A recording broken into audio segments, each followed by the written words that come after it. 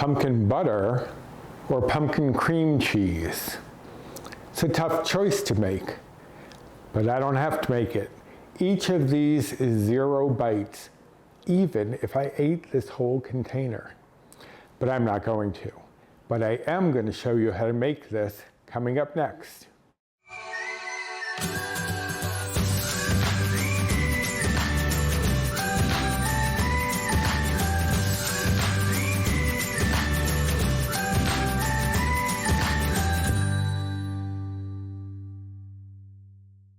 Hello and welcome to my kitchen. My name is Roy.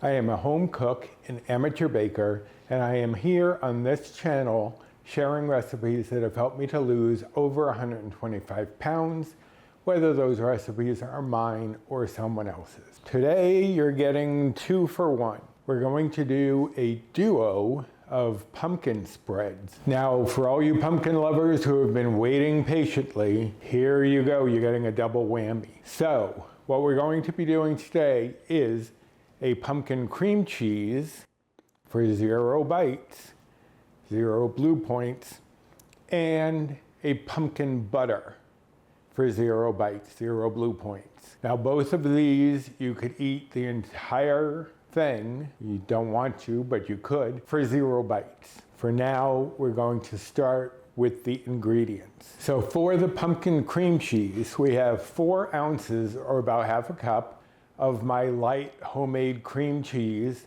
0 bites. It's made from Greek yogurt. And if you haven't seen that video yet, it's the first video I ever did. It also includes an introduction to me. I'll put a card up here so that you can find it, and I will also link it in the description box below. We also have half a cup of pumpkin, the star of the show. We have a tablespoon of sugar-free maple syrup. We have 3 tablespoons of brown sugar replacement. I'm using Swerve, which is a 1-to-1 replacement for sugar. If you're using something that's stronger, you'll have to adjust to equal 3 tablespoons. There is also a teaspoon of cinnamon, a teaspoon of pumpkin pie spice, and a teaspoon of vanilla extract. Now on this side of my silicone spatula are the ingredients for the pumpkin butter. And yes, you are seeing correctly, there is an apple here, and I will explain why shortly. There is also 1 whole can of pumpkin. The recipe says 14.5, this is a 15. It's around there, just 1 small can of pumpkin. You don't have to worry about the half an ounce or whatever. There are 2 tablespoons of brown sugar replacement, 2 tablespoons of white sugar replacement, again Swerve, and again if you're using something else that is not a 1-to-1 replacement for sugar, you'll have to adjust. 2 tablespoons of maple syrup, sugar-free maple syrup. I use the Vermont brand, which you can actually get a 1/4 cup of that for 0 bites. So it is a good one to look for if you can find it. There's also a 1/4 cup of water and a teaspoon and a half of pumpkin pie spice. Now we're going to do them both kind of simultaneously because we have to do part of the cream cheese first and let it cool. And then the pumpkin butter will cook for about 25 minutes. So we're gonna do a little back and forth, so hopefully it won't get too confusing. What I will do is include time codes down below in the description box so that if you're only looking for the pumpkin cream cheese, you can click on those. And if you're only looking for the pumpkin butter, same thing. I don't think it should get too confusing. And each of these recipes is on my blog, and the link to the blog is down below in the description box as well. Let me move a few things out of the way, get things set up so that we can start on our cream cheese. Okay, so the only thing we need right this second for the cream cheese is the pumpkin puree. Now make sure that you are getting pumpkin puree and not the pumpkin pie mix, because the pumpkin pie mix has sugars and spices already mixed in, and you do not want that. So make sure it is pumpkin puree, pure pumpkin puree. Now we're going to put this on over medium heat, and what we're going to do is cook this down so that it becomes a little darker, but also what we really want is for a lot of the moisture to come out of this, because we don't want the liquid from the pumpkin getting into the cream cheese and making it too runny. We spent a lot of time draining, straining the cream cheese of all that liquid. We don't want to add any back in and have it be soupy. So we're going to drive off some of the moisture, but what cooking will also do is enhance that pumpkin flavor. So it's on medium heat. We're just going to cook it. It's going to take about 5 or 6 minutes. Now you do want to stir this periodically so that it's not scorching on the bottom. And I will show you what we're looking for when we get to that point.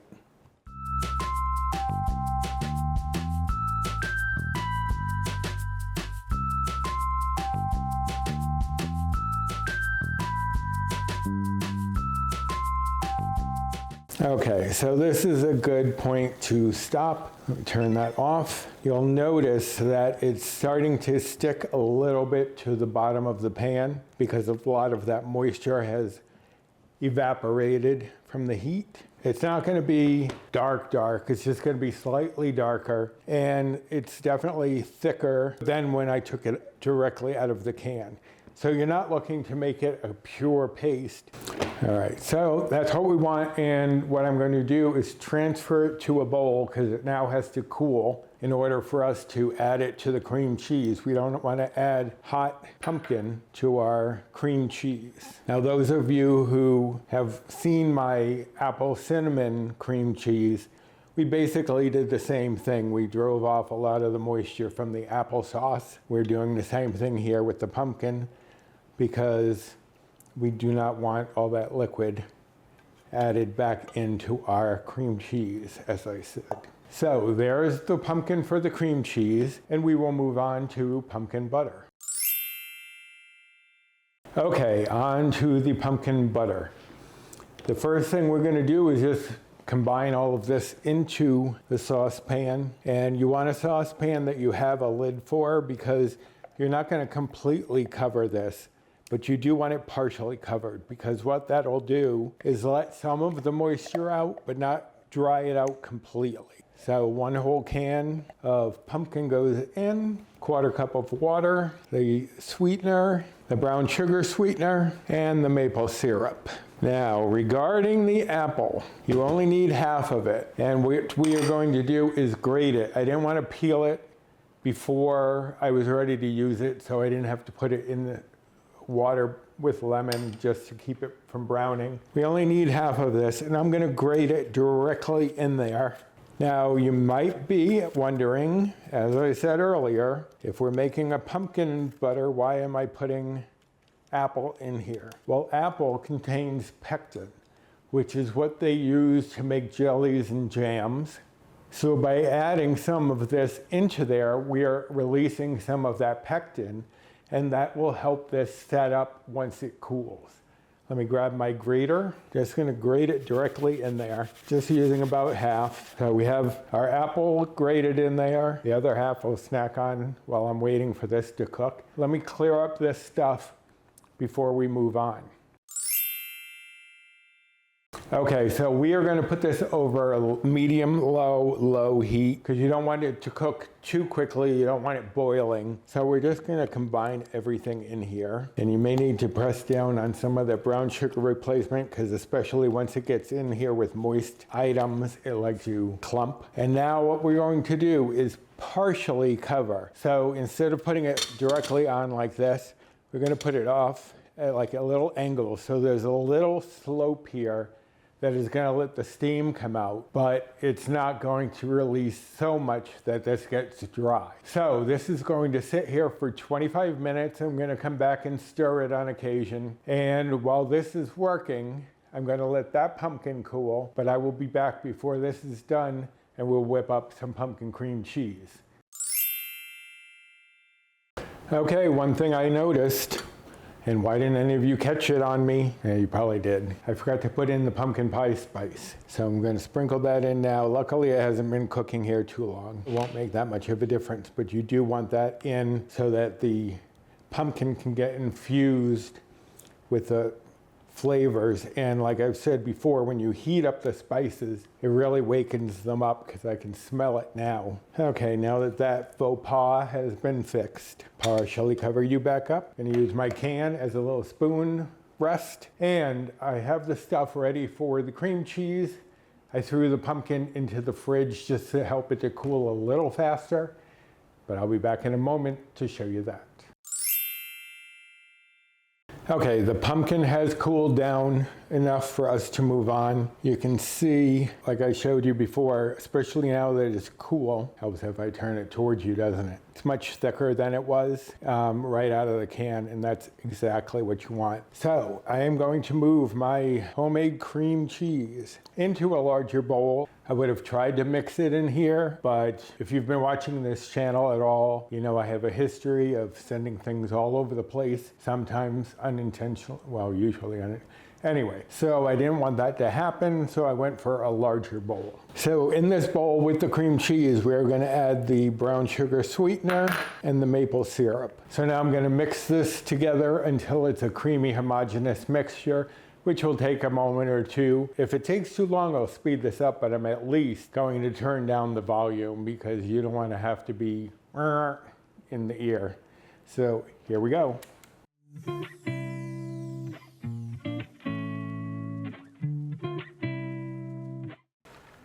Okay, so that is pretty homogeneous. Now we're going to add in the pumpkin, vanilla, and the cinnamon and the pumpkin pie spice. Now the cinnamon is just an enhancement to the pumpkin pie spice. You could maybe use a little more pumpkin pie spice if you wanted to instead of the cinnamon. Okay, so we're just gonna blend this together.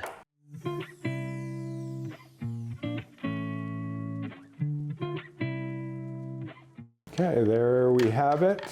It's a little soft at the moment, as you'll see. Still a little soft, but that's because the pumpkin had been warmed up and the cream cheese was at room temperature to make it easier to blend in. We are just going to transfer this to an airtight container. This makes about a half a cup. It's going to be 8 servings, 1 tablespoon a serving. Because we used the non-fat Greek yogurt cream cheese that we made, there are no bites in any of this. Now this is delicious. I've had it on all sorts of things, bagels. Wasa crackers, I love putting it on a wasa cracker. Dip some pretzels in here. Some fruit would be delicious. Some pears would be great. Apples, what have you. All right, so I have to clean up the sides before I seal it shut, but there it is, pumpkin cream cheese. Now, if you're not following like iTrack Bites or WW, 1 tablespoon of this would be 18 calories. Now, if you are following macros, the fat would be 0.1 grams, the carbs would be 6.7 grams, and the protein would be 2 grams. So let me clean this up, seal it up, and I will be back when it's time for our pumpkin butter. Okay, I think we are all set with the pumpkin butter. Now it doesn't look very set, but that's because it's still hot. So what you're going to do is let this cool completely and then store it in an airtight container. Now I'm going to transfer it to the container I'm going to store it in, and of course I didn't think to actually have it here when I was going to do that, and let that cool down before I seal it. I don't know, is this going to be big enough? Let's see. But look at how it's getting thicker than it was. Because of the apple especially, the pectin from the apple that we got from cooking it down, this will thicken up. Not like a jelly or anything like that, but it'll just thicken up more than it is at the moment. So I do not want to put the lid on this until it's completely cooled, because you don't want that condensation to build up and make this watery. When it cools down, it's going to thicken up a bit more. It'll be absolutely delicious on toast, on bagels, English muffins, whatever you want to put pumpkin butter on. That is your call. 0 bites, 0 blue points. I'm not sure if I mentioned I'm on the Better Balanced plan of iTrack Bites, which is equivalent to the WW Blue plan. So any other plans, I'm not sure about bites or points. I just know for Better Balance and WW Blue, this is 0. You could have this whole container for 0, but don't do that. So this made about 2 cups. Each serving is 2 tablespoons.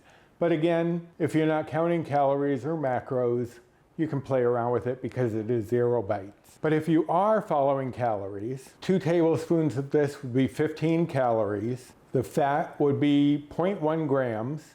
The carbs would be 7 grams. And the protein would be 0.3 grams. Now I'm going to let these cool down completely, and then I will be back to show you the finished product. Okay, so there we have it.